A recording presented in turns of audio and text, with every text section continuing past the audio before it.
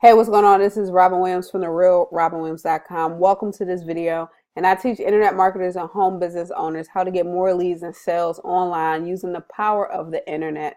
So in this video, I'm going to teach you how to get some long tail keywords for SEO. It's going to be really good stuff, really valuable, I believe, and definitely pay attention because what I'm going to teach you, you'll be able to carry it with you. As far as I can see, you'll be able to carry it with you for a really long time. And I don't see many people teaching this when getting long tail keywords. Now, the first thing I'm going to teach you is just how to get your long tail keywords using suggestions. So Google suggestions, right? You may already know this tactic. You may or may not. So basically, I could just say how to get more traffic, right? And so you can already see that it comes up with a whole bunch of suggestions right there. Depending on what you're marketing, you could probably use a couple of these, depending on what you're marketing. I always suggest to use keywords for something you know what you're talking about. So basically, say if it was to your website, right? So that's to your website. That's already pretty long, honestly, to me. But if I wanted to see or squeeze more keywords to that, I'll use the alphabet strategy for this, right? So what that means is, so basically you have this right here. So you can basically use one computer to search on here and type on another computer, or use your memory, because really, if I go to type on a Word document like this, the suggestions go away. So you can either type in another window or just use your memory, right? So you can type those in. So those will be a list of keywords that you could possibly use. And then to use the alphabet strategy, what you want to do with your keywords that you use is you want to do a space, and you can see a whole bunch more alphabets come up, right? So those are a whole bunch of different possible keywords for you to use in your marketing for SEO, right? So how to attract more traffic to your website. That's different to how to get more traffic to your website. What this means is that there's a certain amount of people out there asking the question, how to get more traffic to your website. And then there's a different group of people that's asking how to attract more traffic to your website. Totally different keyword, right? How to direct more traffic to your website, how to increase more traffic to your website. So when you're doing your keyword research and when you're collecting long tail keywords, you definitely want to make sure that you try to switch up the words a bit, right? Because it's not just the keyword suggestions that's going to help you. You can actually just think about, I hate saying that word, just think about what words could replace, right? You know, what synonyms do you have that you can put in there? How can you switch it up to mean the same thing, but possibly it's being searched by someone different, right? Or a different group of people. So the alphabet strategy. So after I put my space here, I will just go down the alphabet A through Z to get different keywords, right? So I'll just put A and see what comes up. Boom, look at that. A whole bunch more long tail keywords. So now if I wanted to get this keyword, how to get more traffic to your website, and then I could put affiliate and make money, attract, I don't know, like to me it has to make sense sometimes. And monetize would be a good one. I don't know what auto clicker is, so I wouldn't use that. So depending on what you know about whatever you're searching for, you can actually use, some odd words if you know if it's in the industry, it's something that people are looking for. And then I would just go down the alphabet. B, blog, WordPress, blog for free, right? You see what I'm saying? So channel. And then you can go even deeper. I don't even know what a website channel is. So how to get more traffic to your website channel. I don't even know what that is. Maybe like a podcast or something. Channel app. I don't know. A, B, channel blocker, back. C, channel Comcast. Yeah, I don't know what all that is, but basically you get what I'm saying. So after I go through each of the alphabets, I can then take, other keywords and do the same thing. Like this is one of the things that I try to tell people why marketing on YouTube and video marketing is so powerful It's because you have this like this flowing thing of keywords. And I once heard this thing saying that 50% of all the searches in the world every day are brand new. No one has ever typed them in. Like, people are typing in stuff for you to find them, right? And obviously you don't want these random keywords where one person is going to search per month. But just to give you an idea of how many keywords are out there, especially long tail keywords. And if you don't know, long tail keywords are useful for people who don't have a large budget to put towards their advertising, or maybe you just, want to use long tail keywords. Everything is like a tongue tie twister for me tonight. Another thing you want to do once you search up here is you'll go down here and get different keywords as well, right? So these are related keywords that you can just grab right here and just see what it is that you can possibly develop content off of and market it. And you do the same thing, the A through Z. You will never ever run out of keywords just by using this suggestion. And a suggestion basically normally pops up when so many people type it, right? Google will give you that suggestion. So basically, if you know anything about keywords and the things you should look for in selecting a keyword, you will know that a lot of times people will tell you that you must have, like, one of the rules I still look at regardless is how many searches. You use these quotes here to see how many results are actually going on in here. And I do a lot of videos, right? So mainly I do videos. So normally I look for less than 100,000 results. And I don't know if you can see this. Let me zoom in a little bit. Normally I look for less than 100,000 results, right? So use that. And then a lot of times I look, since I have a small channel, I look to see how big the channels are, the top three. Like, is it something I'm going to be able to outrank, or do I have like no chance whatsoever? I look at the date. If it's something that's really old, I might have a chance. If it's something that's brand new, the channels are very powerful, stuff like that. Like, they have a ton of subscribers, a ton of viewers. I don't even waste my time because I'm not going to outrank them. However, every now and then I will tell you this, that if you set up your YouTube channel the right way, you still may be able to get a good amount of traffic from that. So nothing is really black and white in these keywords. Another thing I look for, actually, this is telling me the results, but when I actually look at the channels that rank, I take these quotes off and then I hit enter, and that basically tells me the channels that are ranking for that keyword versus just the results, right? Another thing I want to show you really quick is, go back. No, let me just go here. So I'm on videos, right? This one, okay, if I search for Aweber, which is a tool I use, Aweber tutorial, and enter. All right, so right now it's only 59,000 results. That's fine. Another thing that people are taught when they do this keyword research is that if you don't find the search volume in like Google AdWords or Google or a keyword tool. So like basically there's a lot of tools out there that'll just spit out some keywords for you. I had some success with it, and sometimes I feel like I could just do it on my own, and I'll get into that part of how you can do some of your keywords on your own.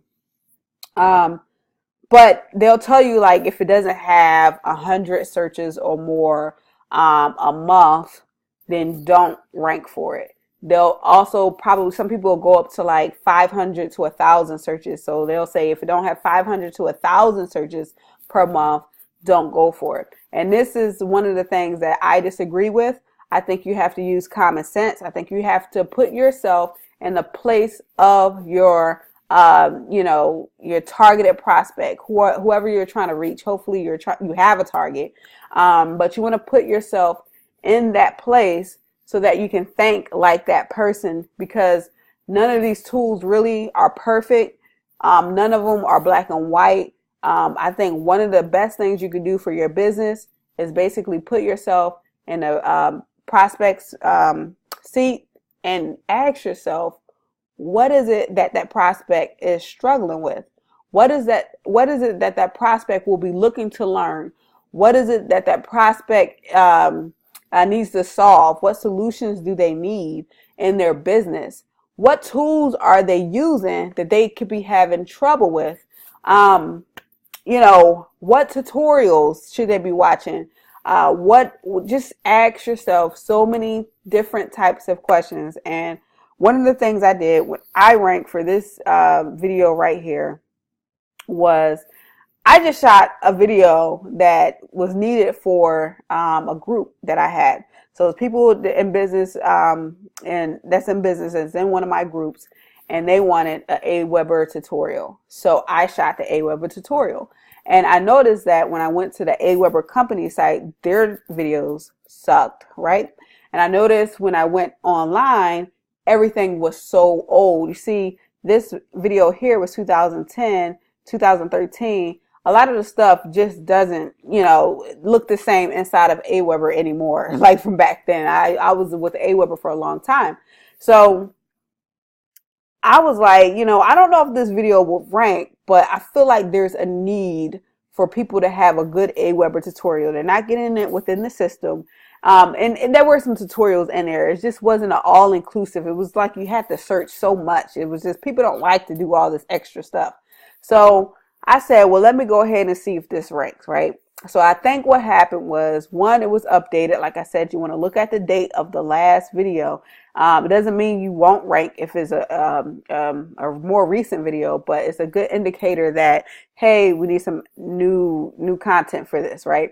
And you want to kind of put your mind into the user's place, right? Into the targeted prospect.